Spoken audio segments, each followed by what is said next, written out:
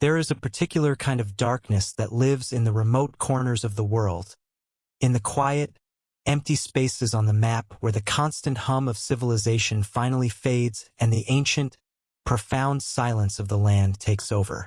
It's a darkness found in the tangled, impenetrable woods, the lonely, windswept mountains, and the forgotten, unpaved backroads that seem to lead to nowhere at all. These are places that hold secrets, places where the veneer of modernity is thin, and where stories older than memory are whispered on the wind. And sometimes people go looking for those secrets, or perhaps more often they just stumble into them by accident. And sometimes they don't come back. Tonight we travel to one of those places. We venture into the rugged, isolated, and legend-haunted Sans Bois Mountains of eastern Oklahoma. We are here to unravel a mystery that is so baffling, so layered with conflicting clues, bizarre behavior, and impenetrable questions, that it feels less like a conventional true crime case and more like a rural Gothic nightmare that has clawed its way into our reality. It is the story of a family of three: a father, a mother, and their young daughter who drove up a lonely mountain road in search of a small plot of land and a new beginning, and instead vanished from the face of the earth. What they left behind in their locked pickup truck was a scene of profound and maddening strangeness. A dog, starving but miraculously alive, a wallet full of cash, official documents, and a cryptic, haunting collection of clues that would only serve to deepen the mystery. And what was found years later, scattered on a desolate, unforgiving mountainside, would provide no answers at all, only a tragic and heartbreaking end to a story that continues to defy all rational explanation. This is the deeply unsettling and enduringly mysterious case of the Jamison family disappearance. This isn't a simple story of a family getting lost in the woods. This is a case that has everything a mystery connoisseur could ask for. A labyrinth of possibilities where every path leads to a dead end. We have a huge sum of mysterious cash, $32,000, found in a bank envelope. We have persistent rumors of deep involvement in the dangerous local drug trade. We have strange and powerful religious beliefs, talk of cults, witchcraft, and spiritual warfare.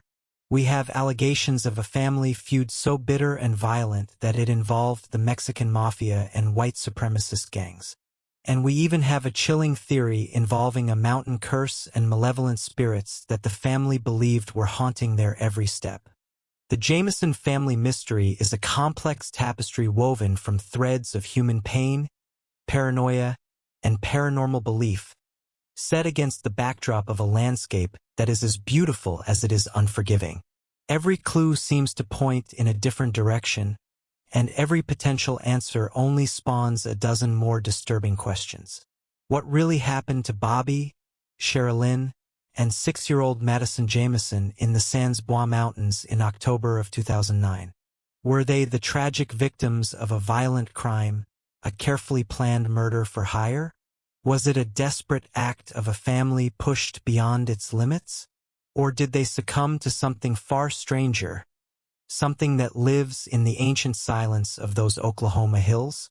To even begin to understand this deeply strange case, we first need to understand the family at its center. Because the Jamisons were not your typical family next door. They were, by all accounts, complex, wounded, and deeply isolated individuals, living a life that was far from ordinary. And the intricate, often troubled, details of their lives leading up to their disappearance are just as crucial to this mystery as the bizarre clues they left behind in their abandoned truck. Bobby Dale Jamison, 44 years old, was the patriarch. He was a man who was living in a prison of his own body, a prison of constant, unrelenting pain. Years earlier, in 2003, he had been in a severe car accident that had left him with a shattered back. This wasn't a minor ache. It was chronic, debilitating, life-altering pain. This pain affected every single aspect of his existence, from his ability to hold down a steady job to his overall mood and his relationships with those around him. His mother, Starlet, would later describe him as being a fundamentally changed man after the accident. The easygoing, happy person she knew was gone, replaced by a man who was more withdrawn, more irritable, and prone to deep, dark bouts of depression. Pain, especially chronic pain, can change the very chemistry of a person's soul. His wife, Sherilyn Jamison, was 40. She, too, carried a heavy weight of grief and a troubled past. She had lost her sister just 2 years before the disappearance, a loss that had hit her incredibly hard. Sherilyn was a woman of intense, powerful, and what many would consider unconventional beliefs.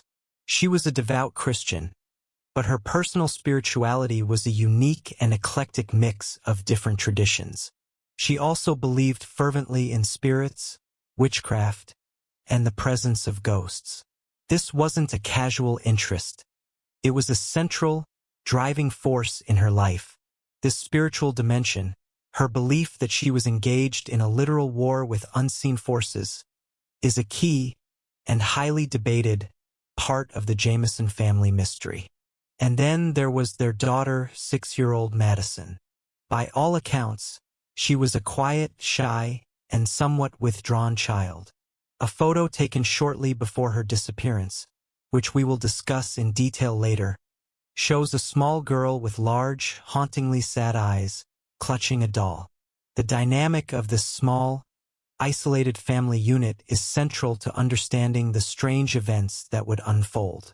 They were a family that seemed to be turning inward, away from the world, a family carrying a heavy, invisible weight of physical pain, emotional grief, and spiritual turmoil.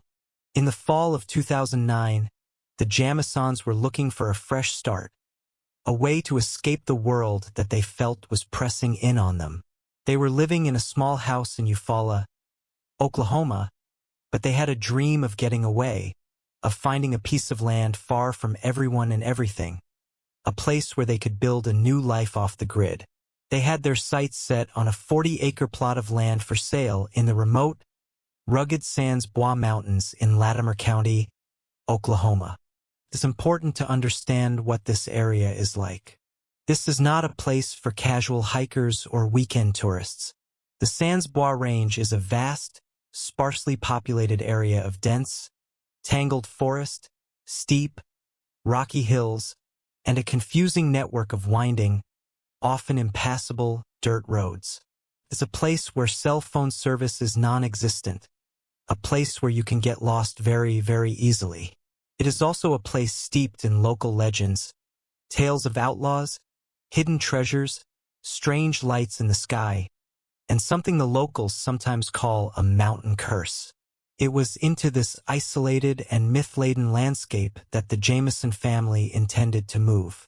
On the morning of October 8, 2009, the Jamison family packed up their white Ford F-150 pickup truck and set off to view one of these remote properties. Their departure was captured on a home security camera they had pointed at their own front yard. The footage is our first major clue, and it is profoundly strange and deeply unsettling. It doesn't show a happy, excited family embarking on an adventure. Instead, it shows Bobby and Sherilyn moving back and forth from their house to the truck in a bizarre, almost trance-like state. They move slowly, methodically like automatons, without speaking to each other or even looking at each other. Over the course of the video, they make more than a dozen trips, carrying small, unseen items, their movements stiff, robotic, and devoid of any normal human interaction. It's a silent, eerie, and inexplicable prologue to their disappearance. They drove off, heading towards the mountains, and then they simply vanished. They didn't return home that evening. They didn't call their families or friends. For days, no one knew anything was wrong. This was a family that kept to itself, so their silence was not immediately alarming. The alarm was finally raised when friends and family couldn't reach them for over a week. A search was launched. 8 days after they were last seen, on October 17, 2009, a group of deer hunters, deep in the mountains, stumbled upon the Jamisons' abandoned white pickup truck. It was parked on the side of a lonely, deserted dirt road, miles from any paved highway or civilization. The scene inside and around that truck was the first chapter in this baffling and heartbreaking mystery. The truck was locked, and there were no signs of forced entry. Inside, investigators found a collection of clues that seemed to contradict each other at every turn. On the front seat were Bobby and Sherilyn's cell phones. Their wallets, complete with their IDs, driver's licenses, and credit cards, were also there. In the back of the truck, they found Sherilyn's purse. And here is the first major, startling, and central clue of the entire case. Inside that purse, tucked neatly into a bank envelope, was $32,000 in cash. A massive sum of money for any family to be carrying, let alone one that was reportedly struggling financially. Why would a family take $32,000 in cash with them to look at a piece of land in the middle of nowhere? And more importantly, if they were the victims of a robbery or a violent crime, why would this huge sum of money be left behind? But the strangeness didn't end with the money. Inside the locked truck, investigators made a sad and telling discovery. They found the family's beloved dog, Maisie. She was emaciated, severely dehydrated, and near death, but she was still, miraculously, alive. She had somehow survived for 8 days alone in that locked truck with no food or water. Her presence was a powerful clue. It suggested that the family had not intended to be gone for long. You don't leave your dog to starve to death in a locked car if you're planning a long hike or if you're intending to disappear voluntarily. It suggested their departure from the truck was sudden and unexpected. And then there was the most haunting clue of all, a small digital artifact that has become as famous as the case itself. On Sherilyn's cell phone, police found a single, bizarre photograph of 6-year-old Madison. The photo was apparently taken on the day they disappeared on that mountainside. In it, Madison has a strange, almost hostile expression on her face. She is standing with her arms crossed tightly over her chest, staring defiantly, almost angrily, at the person taking the picture. It's a deeply unsettling image, not the happy, smiling snapshot of a family outing one would expect to see. What was happening in that moment? What had prompted that look of anger or fear on a young child's face? Was she just being a typical 6-year-old, tired of having her picture taken? Or was she reacting to something or someone out of frame? The discovery of the truck launched a massive search and rescue operation. Hundreds of volunteers, law enforcement officers on foot and on horseback, and helicopters with thermal imaging cameras scoured the rugged, unforgiving terrain for miles around the abandoned truck. They searched for weeks, but they found nothing. Not a single footprint that could be definitively linked to the family. Not a single sign of a struggle. No discarded clothing, no blood, and most importantly, no bodies. It was as if the family of 3 had simply been plucked from the mountainside, leaving their truck, their money, and their starving dog behind as the only evidence they had ever been there at all. With no physical evidence to go on, investigators were forced to turn their attention away from the mountains and delve into the family's strange, complicated, and often secretive lives. And what they found there only deepened the mystery and opened up a Pandora's box of bizarre and disturbing possibilities. This is where the case splinters into a number of competing and often contradictory theories, each one more troubling than the last. The first, and in the eyes of law enforcement, the most obvious theory, was foul play, specifically a drug deal gone horribly wrong. That $32,000 in cash was a huge, blinking red flag. Could the Jamisons, despite their family's denials, have been involved in the methamphetamine trade that was, and still is, rampant in rural Oklahoma? The looking for land story could have been a perfect cover for a drug transaction deep in the woods, a place where there would be no witnesses and no easy escape. Perhaps the deal went sour. They were killed by their dealers, who, for some unknown and illogical reason, didn't take the cash. This theory was supported by the Jamisons' physical appearance in the days before they vanished. Both Bobby and Sherilyn had lost a significant amount of weight, and they were described by some who saw them as looking gaunt, agitated, and paranoid, all potential signs of methamphetamine use. Police even found a small bag of a white, powdery substance under the driver's seat of the truck, which they initially believed to be meth, though it was never definitively confirmed. The bizarre behavior on the home security video, the slow, robotic, trance-like movements, could also be interpreted as being consistent with the effects of long-term drug use. But this theory has significant and powerful counter-arguments. Friends and family were adamant that the Jamisons were not drug users or dealers. They insisted there was another, more innocent explanation for the money, that it was from a lawsuit settlement or savings for the land. And the central, unanswerable question remains: if this was a drug-related murder, why leave behind the $32,000? That is the primary currency of the drug trade. It makes absolutely no sense for professional criminals to commit a triple homicide and leave the main prize sitting on the front seat of the victim's truck. Furthermore, the massive search of the area found no evidence of a violent crime seen anywhere near the truck. No shell casings, no blood spatter, nothing. This leads to the second major theory, one that turns the investigation inward, into the minds of the victims themselves: murder-suicide. The chronic pain and deep depression suffered by both Bobby and Sherilyn were well documented. Could one of them have simply snapped under the immense pressure of their lives?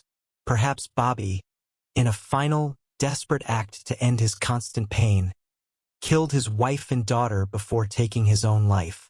Or maybe Sherilyn, whose own writings revealed a profound depression and a sense of being under spiritual attack, was the instigator. This theory was given more weight by the discovery of an 11-page, hate-filled letter written by Sherilyn to Bobby, found inside the truck. The letter was a vicious tirade, attacking his character, his personality, and his abilities as a husband and father. Painted a picture of a marriage in deep, deep trouble.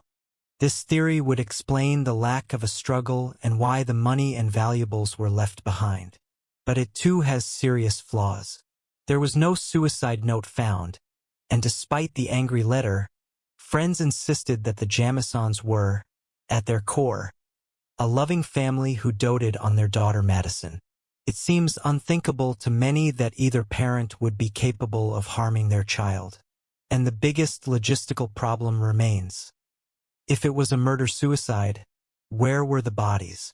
It's incredibly difficult for one person to successfully hide 3 bodies, including their own, so effectively that a massive search operation involving hundreds of people and modern technology finds no trace of them for over 4 years. This is where the case takes a sharp, undeniable turn into the realm of high strangeness, a direction driven by the family's own deeply held beliefs and their increasingly bizarre behavior. This is the theory of a cult, a religious dispute, or a spiritual war gone horribly wrong. Sherilyn, as we've established, had very strong and unconventional spiritual beliefs. She was a devout Christian, but she was also deeply involved in what she herself described as witchcraft.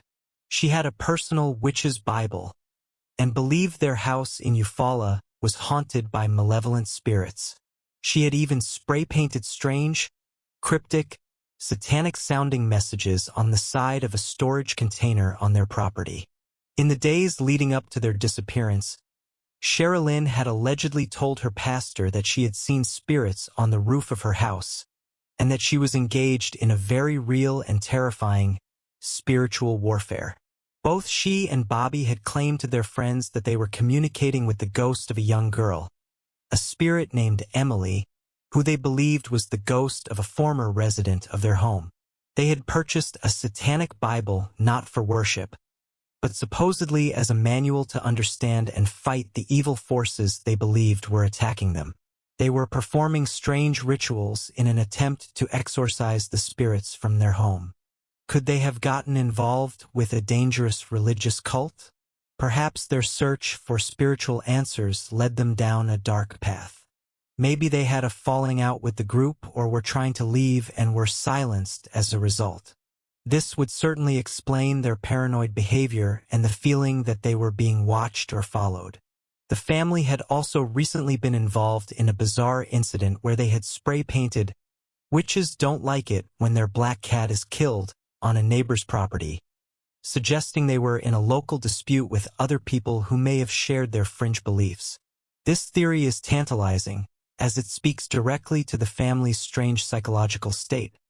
But there is no concrete evidence linking them to any known cult or organized group. It remains speculative, a theory born of their own strange writings and desperate pronouncements. And then there is the strangest, most cinematic, and most explosive theory of all, the one that comes from Sherilyn's own mother, Connie. This is the theory that the Jamison family was not just in danger, but was on a white supremacist hit list, and that the source of the threat was Bobby's own father. Connie claimed that Bobby Jamison's father, Bob Jamison Sr., was a deeply disturbed and dangerous man with connections to the Mexican mafia and violent white supremacist gangs. She alleges that Bobby, who had a deeply contentious relationship with his father, was planning to file a lawsuit against him and that Bob Sr. had, on multiple occasions, threatened to kill him, Sherilyn, and Madison. This theory is explosive, suggesting a dark, twisted, inter-family criminal conspiracy. However, Bob Jamison Sr. has vehemently denied all of these accusations. He claimed his son was the one with the violent temper and gang connections, and crucially, he had a confirmed alibi for the time of the disappearance. While the family drama was clearly real, intense, and deeply toxic, there is no direct evidence to support the idea of a professional hit. For 4 long, agonizing years, the mystery remained just theta collection of strange clues, a hall of mirrors reflecting competing theories. The Jamison family had vanished, leaving only questions behind. Then, in November of 2013, more than 4 years after they disappeared from that lonely mountainside, the case took its final, tragic, and deeply unsatisfying turn. A group of hunters, trekking through a remote, mountainous area about 2.7 miles from where the truck had been found, stumbled upon human skeletal remains. The remains were scattered, badly decomposed by the harsh elements, and spread over a small area. Using dental records and DNA analysis, they were positively identified as belonging to Bobby, Sherilyn, and 6-year-old Madison Jamison. The search was finally over. The discovery of the bodies should have brought answers, some sense of closure. Instead, it only deepened the mystery to an almost unbearable degree. The Oklahoma medical examiner was unable to determine a cause of death for any of the 3 family members. The bones told no clear story. There were no signs of traumato bullet holes, no knife marks, no evidence of blunt force trauma from a beating. Due to the advanced state of decomposition, it was impossible to check for poison or a drug overdose. A small, circular hole was found in the back of Bobby's skull, which initially led to widespread speculation that he had been shot, execution style. However, the medical examiner later officially stated that it was far more likely that the hole was caused by animal activity after death, a post-mortem artifact, not a gunshot wound. The final, official cause of death for all 3 members of the Jamison family was listed as undetermined. The way the bodies were found was also profoundly bizarre. They were discovered lying side by side, face down, in a neat, almost deliberate row. This was not the way bodies would typically fall if they had died of exposure or were randomly dumped by a killer. It suggested that they may have been placed there deliberately, a final, strange ritualistic element to an already inexplicable case. Did they lie down together to die? Or were they placed that way by their killer? So, where does this leave us? We have a troubled family that drives into the mountains and vanishes. We have a truck full of bizarre and contradictory clues: the money, the dog, the angry letter, the defiant photo. And we have 3 bodies, found years later, miles from their vehicle, with no discernible cause of death, arranged in a way that makes no logical sense. The official case file on the Jamison family disappearance remains open, but it is ice cold. The local sheriff has stated publicly that he believes they were likely victims of a murder-suicide or a drug deal gone wrong. But he readily admits there is no hard evidence to prove either theory beyond a reasonable doubt. And so, we are left to sift through the wreckage of this family's life, looking for an answer that may never come. Did they simply get lost? Did they wander off from their truck in a state of confusion or panic and succumb to the elements in the harsh Oklahoma wilderness, their bodies remaining undiscovered for years? This is the simplest explanation, but it cannot account for the huge sum of cash, the strange behavior on the video, the angry letter, or the orderly way the bodies were found. Were they murdered by drug dealers who, in a strange act of professional courtesy, left behind $32,000 in cash? It seems highly, almost fantastically improbable. Was it a murder-suicide, a final, desperate act by a family drowning in pain and depression?